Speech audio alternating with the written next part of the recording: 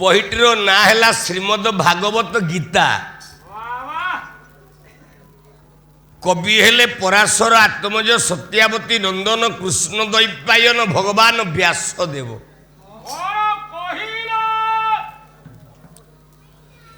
যেমিতি ছাতটিଏ Uffa হবা পাই চারিপটে চারিটা পিলর দরকার, ভগবান কু পাইবা পাই ভক্ত হেলে গোটিଏ ଗୋଟିଏ ପିଲର স্তম্ভ। ভক্ত বিনা ভগবাନର ନା କିଛି ନାହିଁ। ମୁଁ କହୁନି ଗୀତା ପ୍ରମାଣ ଦେଲେ ନାହ ତିଷ୍ଠାମି ବୈକୁଣ୍ଠେ ଯୋଗିନା ହୃଦୟେନ ଚ ମଦ ଭଗତିଆ ଯତ୍ରର ଗାୟନ୍ତି ତତ୍ର ତିଷ୍ଠାମି ନାରଦ। ପ୍ରଭୁ କହିଲେ ମତେ ବୈକୁଣ୍ଠପୁର ଭଲ ଲାଗେନି ଲକ୍ଷ୍ମୀ ପାଖରେ।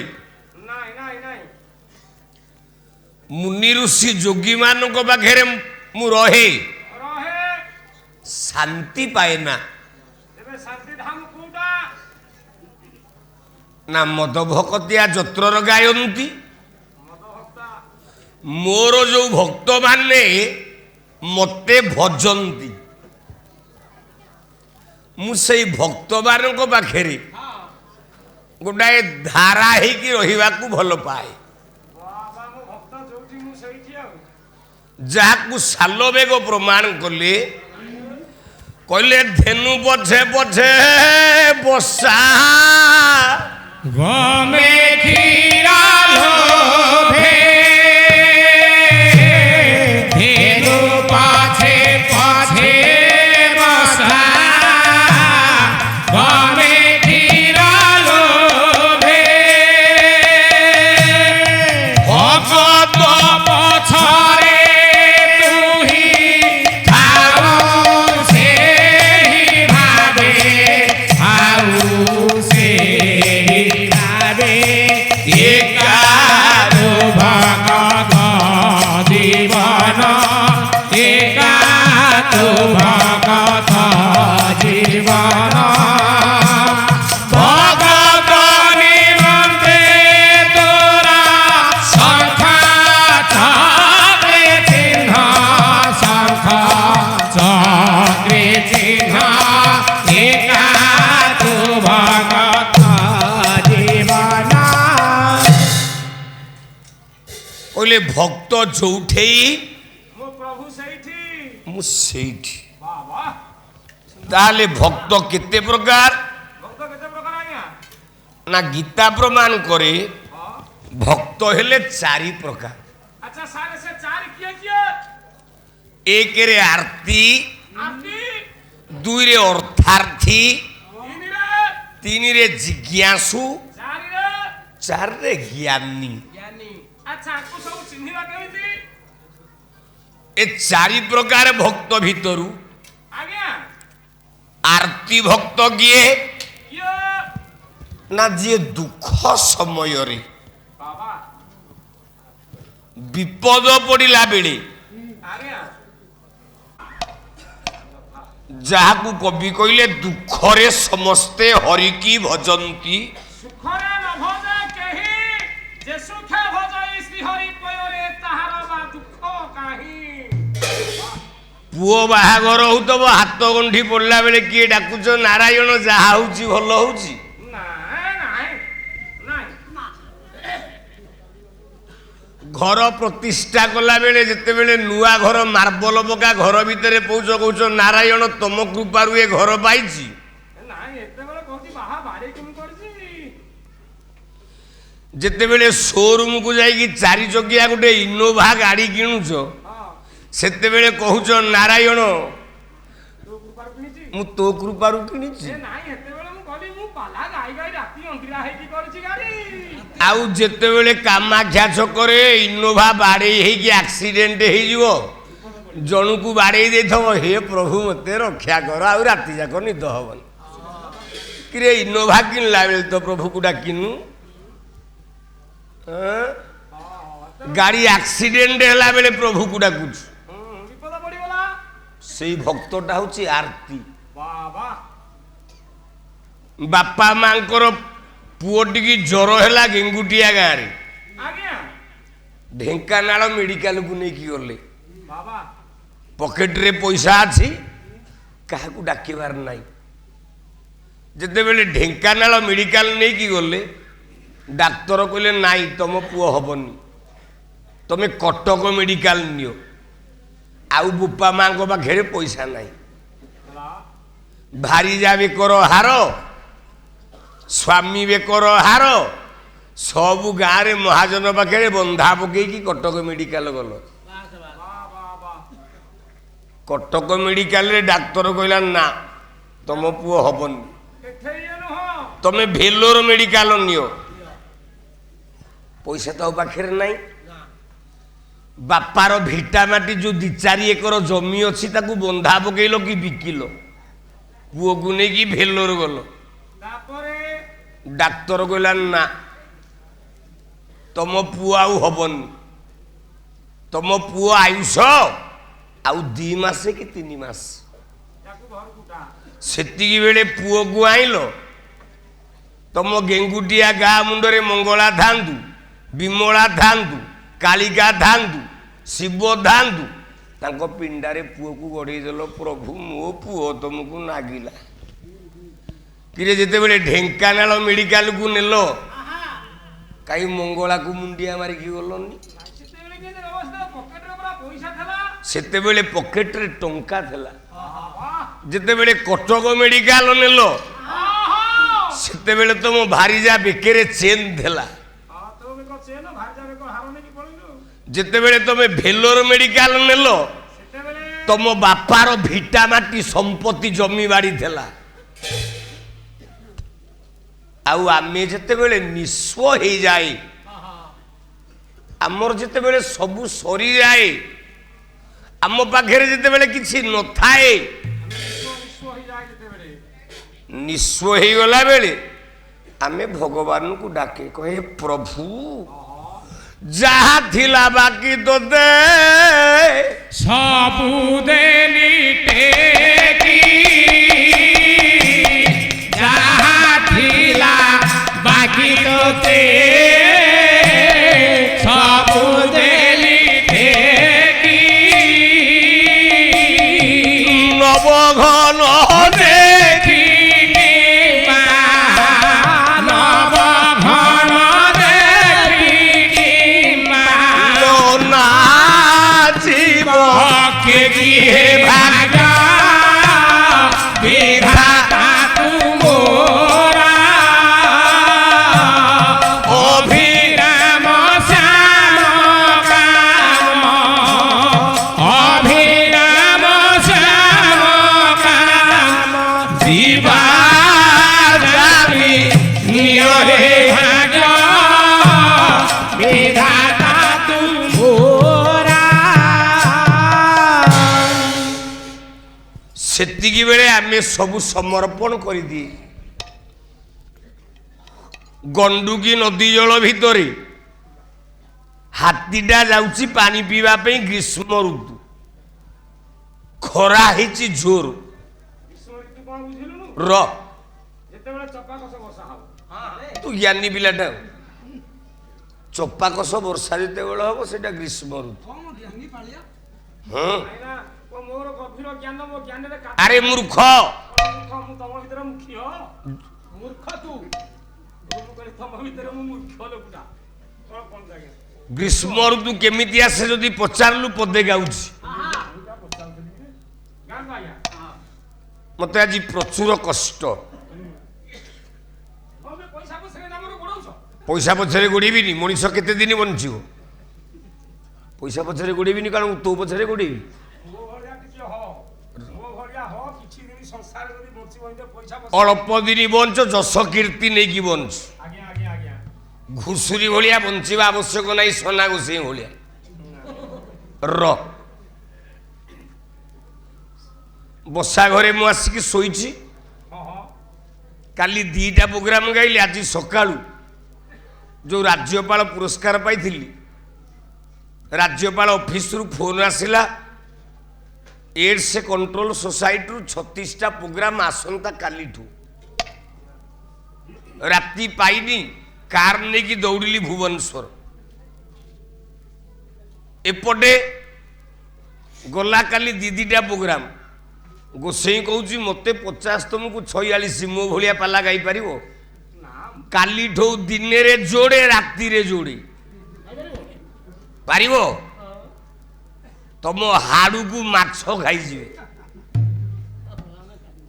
दिन को 4टा पाला गाइबा स्टामिना तुमर अच्छी ना किंतु पालागा मिछ कहना ये कहूची कोला आउ जोरे अरे कहूची आउ जोरे बाय को ठीक करो ये मोलानी किए पालागा मिछ कहना हेले हेले सत्य उपरे बंच बादपाला प्रतिद्वंदिता मूलक पाला अर्थ गोटे गाय को आउ गोटे गाय को कहबो श्रोता माने आनंद पाइबे मु माइकिनिया न कहिकी मते कहउछ माइकिनिया कहिछि विजय ओझा को मुझे अपमान दे बाबू मोर तो सरला गेंगुटिया एठू पुणी जीवी तुम गुरु को सांगे खटिबी राति 2:30 भितर पहुँचबी अनुष्ठान कही 2टा पूर्व पहुँची पारिनी राति 2टारे पहुँचबी तुम गुरु को सांगे बारिकपुर बादपा लगाइबी पार 3-3टा दिन को तुम तो पारनी मिछ कथा कौच मु विजय ओझा को अपमान देछि ताहा जदि करिवो मने रख ओडिसा रे खूब शीघ्र नष्ट होई जीवो पर निंदा करना ताले सजन गंडुकी जल भीतर ततला बाली रे हाथीटा चालिकी जाउछि कुंभीर कहला भाई मते रख भाई मते टिके नै जा भाई पानी भीतर को भाई बुझी पारलानी गजता कौशल को आज्ञा हाथी पिठी उपरे कुंभीर को बसैला पानी पीवा को जाउची अत्यंत तृष्णा शोष लागुची कहला कुंभीर भाई ओल्हा कहला ना आठी ओल्ही पारिबिनी अरे आउ टिके भाई भीतर को धो पानी कूलटा तातीची ततला पानी रे मो देहरु छाल छाड़ी जीव आउ टिके भीतर को नै जेते बेले सुंढ बुड़ीबा जाए हेला हाथी कहला मु आउ तते नहीं पारिबिनी कारण आउ आगु को गले मु मरिबी डेला कुंभीर धइला हाथी पाद कहला तू भाबिछु आउ कोन बंचिबु की हेले हेले हेले तते मु एई आए आडिछि केवल मारिबा पाई मो पाई समय नाही आलोचना करिबा पाई कारण आज गाँ कमिटी मेंबर आम सभापति इत्यादि जाई कहते मु आज गायबी बिलुआ मंगल नाटक तमे मते कहीं सब एते फरमासी करुच जदि 5 दिन रे 2 दिन की गोसाई की फरमासी करिवो से बेडिंगी बांधी की घर को जीव मते कहीं एते फरमासी हौ तो था भी मु कथा दउछ र मु कथा दउछि मु बिलुआ मंगल नाटक गाइबी गाइबी गाइबी किछि भूल हबनी आर्तरे डाकिला धारी के शेष करूछि कोला करे धरिला पद्म नालो डाकिला रख आदि मुड़ा डाकिला रख आदि मुड़ा डाकिला रख आदि मुड़ा आकुलम बेले राति नाही मो आगे बिलुआ मंगल तेणु आर्तरे डाकिबारु भगवान सुदर्शन चक्र माध्यम हाथी ए कुंभीर बेक को काटिले गज उदाहरण है कुंभीर मुंड को दिफाल गले कर्णरे है मकर कुंडल बाबा बोला पहाड़ पहाड़ ये है आरती भक्त आज्ञा जिज्ञासु भक्त क्या कहवा ना जी बारंबार बारंबार प्रभु विषय पचारुथब बुझुथब ता मन मानु नथब जेते कहले जोड़िए भक्त श्रीमद भागवत गीतारे जड़े ସେ ହେଲା ଅର୍ଜୁନ। ଆଜ୍ଞା ବାରମ୍ବାର ପଚାରି ଚାଲିଲା। ହଁ ଓଡ଼ିଆ ଭାଗବତରେ ଜଣେ ସିଏ କିଏ ସେ ହେଲା ଉଦ୍ଧବ। ଉଦ୍ଧବ ଉଦ୍ଧବ ଆଉ ଲମ୍ବେଇବିନି, କାହିଁକି ଲମ୍ବେଇଲେ ବିଲ୍ୱ ମଙ୍ଗଳ ହେଇପାରିବନି। ତେଣୁ ଏ ଦି ଜଣ ହେଲେ ଜିଜ୍ଞାସୁ। ଜ୍ଞାନୀ ଭକ୍ତ କିଏ ନା ଯିଏ ଜ୍ଞାନର ମାର୍ଗରେ ତପସ୍ୟାର ବଳରେ ଇନ୍ଦ୍ରିୟ ବିକାରକୁ ତ୍ୟାଗ କରି ମନ ଉପରେ ଚାବି ବୋଲେ ତାଲା ପକେଇ ଯିଏ ପ୍ରଭୁର ବିଷୟରେ ଯୋଉଟାକୁ କହନ୍ତି ରିସର୍ଚ୍ଚ। ଆଜ୍ଞା ଜଣେ ସାଇନ୍ସ ପଢିଲା ସେ ଲେକ୍ଚର ହବ, ଆଜ୍ଞା କିନ୍ତୁ ଯିଏ ରିସର୍ଚ୍ଚ କରିବ ସେ ଡକ୍ଟର ହବ। ଯୋଉ ଡକ୍ଟର ରିସର୍ଚ୍ଚ କଲା ସେ ପ୍ରଫେସର ହବ, ବାବା ଯୋଉ ପ୍ରଫେସର ରିସର୍ଚ୍ଚ କଲା ସେ ସାଇଣ୍ଟିଷ୍ଟ ହବ। ବାସ୍ ବାସ୍ ତେଣୁ ହେ ସଜନ, ଯିଏ ଜ୍ଞାନର ମାର୍ଗରେ ଭଗବାନଙ୍କୁ ଡାକେ ଆଉ ଜ୍ଞାନ ଦ୍ୱାରା ପାଏ ସେ ଭକ୍ତଟା ହେଲା ଜ୍ଞାନୀ। ଯଥା କବି କହିଲେ 7 ବର୍ଷ ବାଳକ ଡାକିଲା ବାରେ 7 ବର୍ଷ ବାଳକ ଡାକିଲା ବାରେ ରାଜା ଗୋବାଛି ଥିଲା କୁମ୍ଭରୀ କରେ ରଙ୍ଗାବା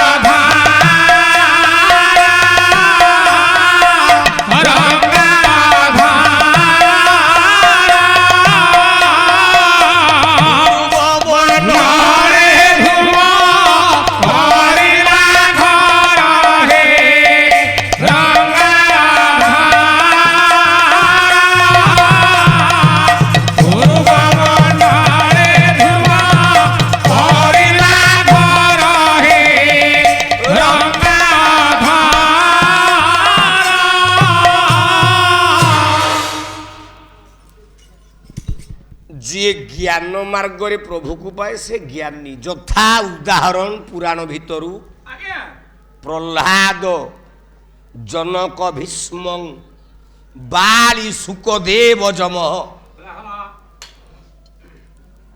ପ୍ରହ୍ଲାଦ, ଜନକ, ସୁକଦେବ, ଧ୍ରୁବ ଏମାନେ ସବୁ ଜ୍ଞାନ ମାର୍ଗରେ ପ୍ରଭୁକୁ ପାଇଲେ।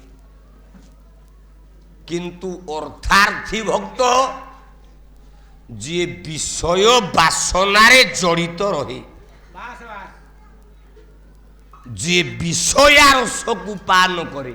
ବାସ୍ ଆମେ ଏଠି ଯେତେ ବସିଛେ ଆଜ୍ଞା ଯୋଉମାନେ ଯାଇ ବସା ଘରେ କହିଲେ ଆଜ୍ଞା ବିଲ୍ୱ ମଙ୍ଗଳ ହବ, ବାବା କଚ ଦେବଯାନୀ ହବ, ନାଗାନନ୍ଦ ହବ, ମାନେ ଆମେ ବିଷୟାରୂପକ ବିଷକୁ ପାନ କରିଛେ। ମୁଁ ଆଜି ଏଇଠୁ ଗୋଟେ ବିଷୟାରୂପକ ଭକ୍ତ ଅର୍ଥାର୍ଥୀ ଭକ୍ତର ନାଁକୁ ପ୍ରମାଣ ଦେବି ଆପଣଙ୍କ ଆଗରେ। କାରଣ ଯେମିତି ଗୋଟେ ପର୍ବତ ଉପରକୁ ଯିବା ପାଇଁ 4ଟା ବାଟ ଥାଏ, ଆଜ୍ଞା 4 ଦିଗରୁ ଭକ୍ତମାନେ ଯାଆନ୍ତି। ସଂସାରରେ ଭକ୍ତ ସଂଖ୍ୟା 4 ପ୍ରକାର। ବାବା ଯଥା ଆଉ ଟିକେ ଆପଣ ମାନଙ୍କୁ ଖୋଲିକି ସରଳ କରିଦଉଛି ନା କଣ ନା ଗୋଟେ କାଠୁରିଆଟିଏ ଥିଲା, ଅରଣ୍ୟ ବୋଲେ ଜଙ୍ଗଲ ବନକୁ କାଠ କାଟିବାକୁ ଯାଉଛି। ହେଲା ହେଲା କହିଲା ଗୋଟିଏ ଗ୍ରାମରେ ଏକ କାଠୁରିଆ ଥିଲା,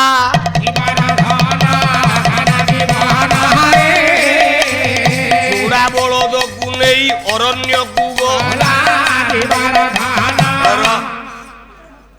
ଗୋଟେ ଗାଁରେ ଗୋଟେ କାଠୁରିଆ ଥାଏ, କାଠ କାଟି ଯାଇଛି ଜଙ୍ଗଲକୁ, ବଳଦ 2ଟା ନେଇଛି, ଶଗଡ଼ ନେଇଛି,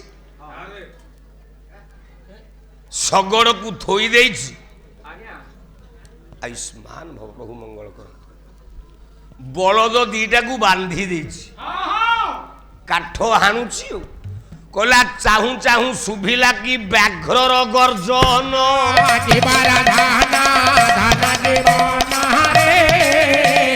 ଦୌଡ଼ି ଫିଟାଇ ଦୁଇ ବଳଦ ଗମନ କାଠୁରିଆ କାଠ କାଟୁଛି ଗୋଟେ ବାଘ ଗର୍ଜନ ଶୁଭିଲା ଆଜ୍ଞା ବଳଦ ଦିଟା ଯୋଉ ବାନ୍ଧିଥିଲା କାଠୁରିଆ ଓହୋ ଜୀବନ ବିକଳରେ ଦୌଡ଼ିକି ଛିଣ୍ଡେଇକି ପଳେଇଲି ତାପରେ ତାପରେ ତାପରେ ଏତିକି ବେଳେ କାଠୁରିଆ ବିଚାର କଲା ବଳଦ ତ ପଳେଇଲେ ଓହୋ ମୁଁ କ'ଣ କରିବି ବାଃ ଆୟୁଷ୍ମତି ଭବ ଯେତେ ଛୁଆ ଅଛନ୍ତି ସମସ୍ତଙ୍କୁ ପଇସା ଦେଇକି ଆମର ପଠେଇ ଦେବ ତମେ ନିଜ ପ୍ରଭୁ କଲ୍ୟାଣ କରନ୍ତୁ ନାରାୟଣ ମଙ୍ଗଳ କରନ୍ତୁ ତାଙ୍କ ବି କିଛି ରଖିବନି ସବୁ ଛୁଆଙ୍କୁ ତୋଡ଼ି ଦେଇ ନାଇଁ ତାଙ୍କୁ ମିଳୁ ମତେ ଯଥେଷ୍ଟ ଆପଣମାନଙ୍କ ଆଶୀର୍ବାଦରେ ଭଗବାନ ଦଉଛି ବାଘ ଶବ୍ଦ ଶୁଣି କାଠୁରିଆଟା ଲୁଚି ଯାଇଛି ହେଲା ଗଛର କୋରଡ଼ରେ ଆଜ୍ଞା ବାଘ ବିଚାର କଲା ତାକୁ ମଣିଷ ଗନ୍ଧ ହେଲା ହେଲା ଯୋଉ ଗଛର କୋରଡ଼ ଭିତରେ ଥିଲା କାଠୁରିଆ ଆଜ୍ଞା ବାଘ ଡେଇଁ ଡେଇଁ ଉଠିଲା ଆଉ ଏ କାଠୁରିଆ ବିଚାର କଲା ଯଦି ବାଘ ମତେ ଦେଖିଦବ ଖାଇବ ମାରିଦବ ବାବା ବାବା ଯୋଉ ପାଞ୍ଚଣ ଧରିଥିଲା ବାଘ ଡେଇଁଲା ବେଳକୁ ସେଇ ପାଞ୍ଚଣରେ ବ୍ୟାଘ୍ରକୁ ଯେ ପିଟି ପିଟି ଦେଲା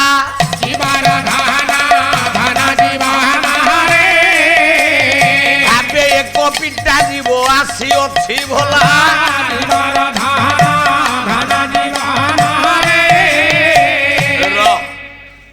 କୋରଡ଼ରେ କିଏ ଅଛି କାଠୁରିଆ କାଠୁରିଆ ଆଜ୍ଞା ବାଘ ଉଠିଲା ପାଞ୍ଚଣରେ ପିଟିଲା ବାହାରେ ବାଘ ଜୀବନ ବିକଳରେ ଦୌଡ଼ିଲା କହିଲା ବୋପାଲୋ ଏ ଜଙ୍ଗଲ ଭିତରକୁ ଗୋଟେ ପିଟା ଜୀବ ଆଇଛି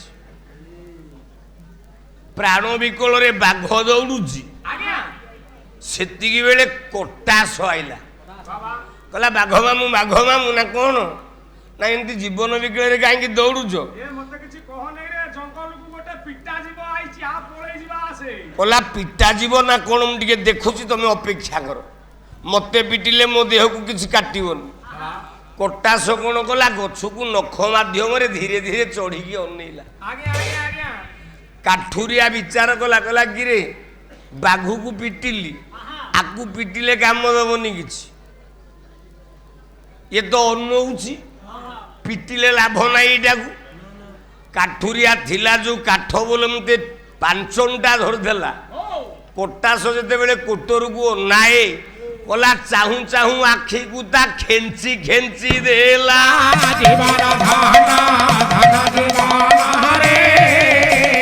ବୋଲେ କଟାସ ଯେ ଖେଞ୍ଚା ଯିବ ଅଛି ଭଲା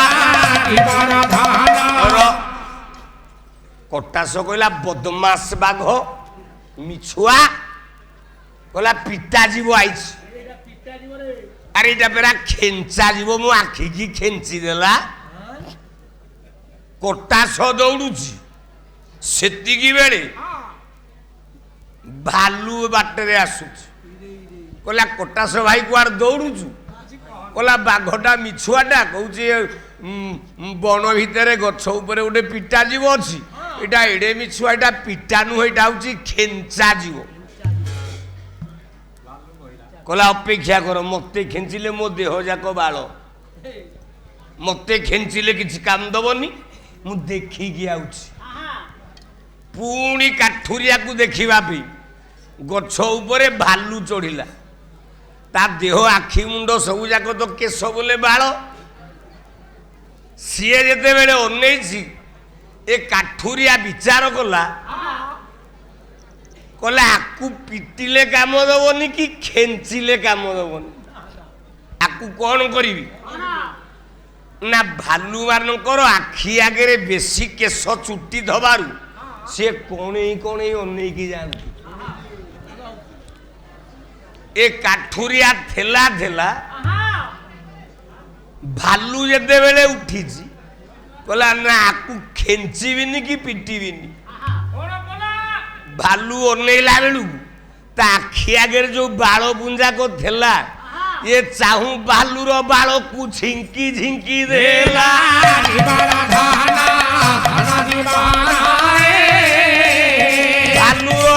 କାଠୁରିଆ ଗୋରୁ ବାଳ ଛିଣ୍ଡି ଗଲା।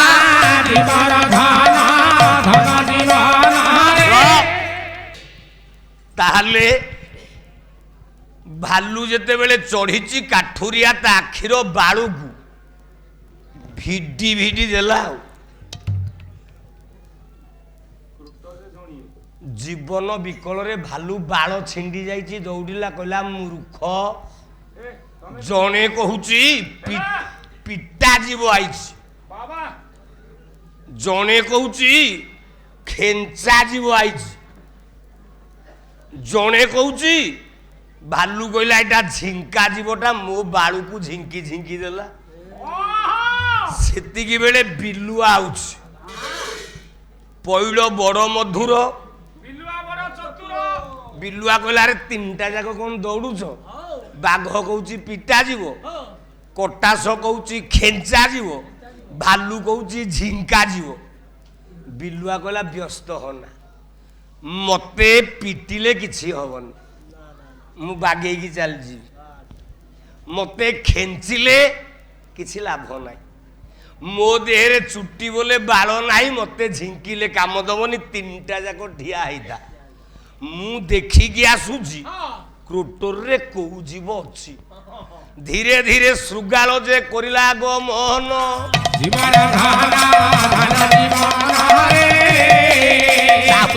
କୋଟରରେ ମିଳିଲା ବହନ। ବିଲୁଆ ତ ଭାରି ଚାଲାକି, ଗାତ ଭିତରେ ଲାଞ୍ଜ ପୁରେଇକି କଙ୍କଡାକୁ ଭିଡିକି ଆଣେ। କହିଲା ଏ କୋରଡ ଭିତରେ କି ଅଛି, ମୁଁ ଲାଞ୍ଜକୁ ପୁରେଇକି ଘିରି ଘିରି କିନି ବୁଲେଇ ଦେବି, ଯିଏ ଥବ ସିଏ ଧରା ପଡିବ। ଥିଲା ଥିଲା ବିଲୁଆ ଆପଣଙ୍କର ସେଇ ଗଛର କୋରଡ ଖାଲ ଭିତରେ ଲାଞ୍ଜକୁ ପୁରେଇକି ବୁଲେଇଲା। ମଣିଷ କହିଲା ଆରେ ହେ ଅଛି କିଏ ନା କାଠୁରିଆ। କାଠୁରିଆ ଭାବୁଛି ଗଲା କିରେ ଯଦି ଆକୁ ହାତରେ ଧରିବି ଅଡୁଆ ହବ, ଖେଞ୍ଚିଲେ ଅଡୁଆ ହବ, ଝିଙ୍କିଲେ ଅଡୁଆ ହବ। ଯୋଉ ମୁଣ୍ଡରେ ଠେକାଟା ବାନ୍ଧିଦେଲା, ଠେକାଟାକୁ ବାହାରି କରିଦେଲା, ଦି ହାତରେ ଗୁଡେଇ ଦେଲା, କହିଲା ଯେମିତି ଧରା ନ ପଡିବି। ଗଛ କୋରଡରେ ଗୋଟେ ପାଦକୁ ନଗେଇଲା। ବିଲୁଆ ପୁରେଇଛି ଲାଞ୍ଜ, ଲାଞ୍ଜକୁ ଧରିକି ପରା ଭିଡି ଭିଡି ଦେଲା।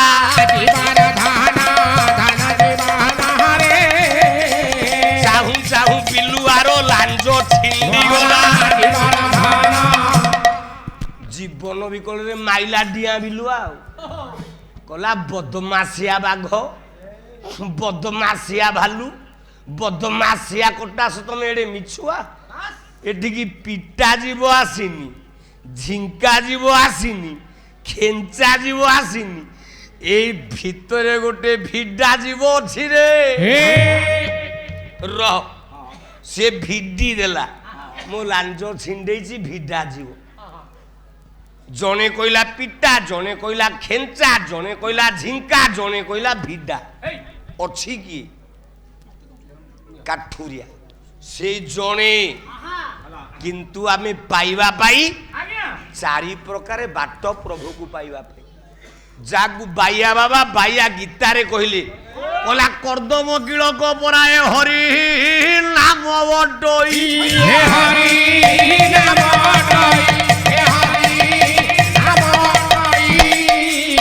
ଦେହୁ ଦିগে ଦେହୁ କାନଇ ସେହି ଦିগে।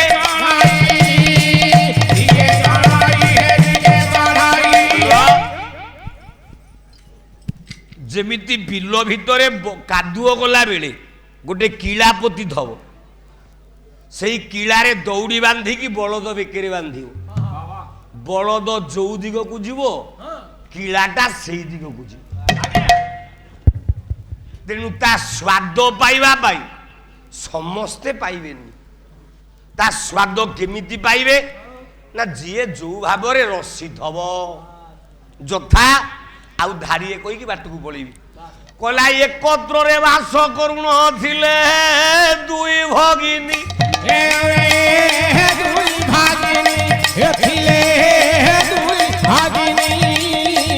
ଜଣେ ବିବାହିତ ଆଲୋଟି ଥିଲା କୁମାରୀ ପୁଣି।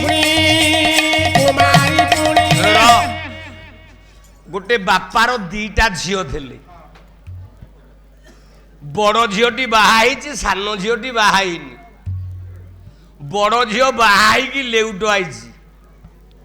সান ঝিও পচারা কহিলা আলো নানি କଣ କିଲୋ ମୋର ଗୋଟେ ପ୍ରଶ୍ନ ଅଛି ଟିକେ କୁହନ୍ତୁନି। ଆଲୋ ତୋର କି ପ୍ରଶ୍ନ ଗାଧାବେ ଯିବା ଘରକୁ କହିଲା କୁମାରୀ ପଚାରେ ଭଗିନୀ କୁହ ବିବାହ ସୁଖ।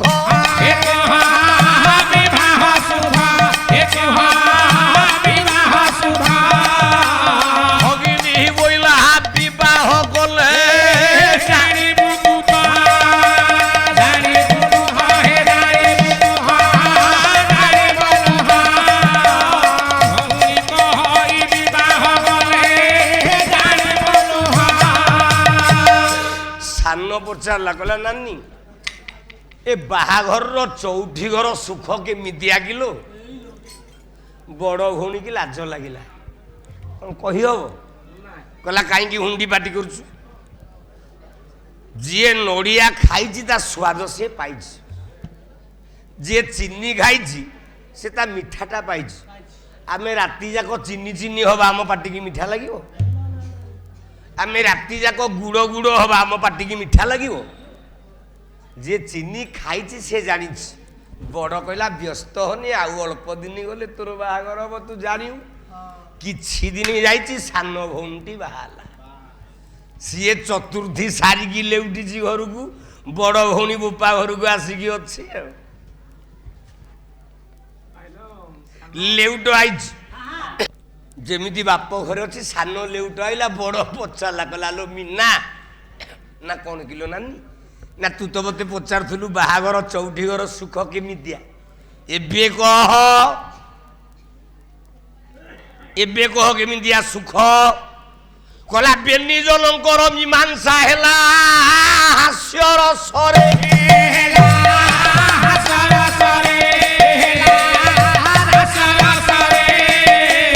ଆନନ୍ଦ ଲଭ ଥାଏ ଯେ ସଦା ପ୍ରଭୁ ପାଶରେ।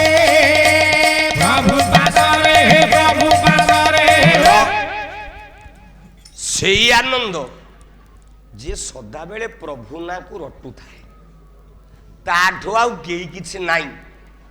ତେଣୁ ଗୋଟିଏ ଭକ୍ତ ସଦାବେଳେ ପ୍ରଭୁ ନାଁ ରଟି ରଟି କେମିତି ପାଗଳ ହେଇଯାଇଛି। ମୁଁ ଏଇଠୁ ଗାଁ ବାଲା ଆମ ସଭାପତି କମିଟି ମେମ୍ବର କହିଥିବା କଥାକୁ ମୁଁ ତ ଶୋଇଥିଲି, ପିଲାମାନେ ସତ କହୁଛୁ ତ ଭାଇ? ଆଜ୍ଞା ତୁ ଯାହା କହିଛୁ ଏଇଟା ସତ ତ? ସେଇଠୁ ଆରମ୍ଭ କରନ୍ତୁ ଡେରି କରନ୍ତୁନି। ସମସ୍ତେ କହିଛନ୍ତି ବିଲୁଅ ମଙ୍ଗଳ ନାଟକ ଆଜ୍ଞା ଆଜ୍ଞା ସରିବନି, କିନ୍ତୁ ଗୋସେଇଁ ପାରିବନି ପାରିବନି ପାରିବନି ନିୟମ କରୁଛି, ପାରିବନି ପାରିବନି ପାରିବନି।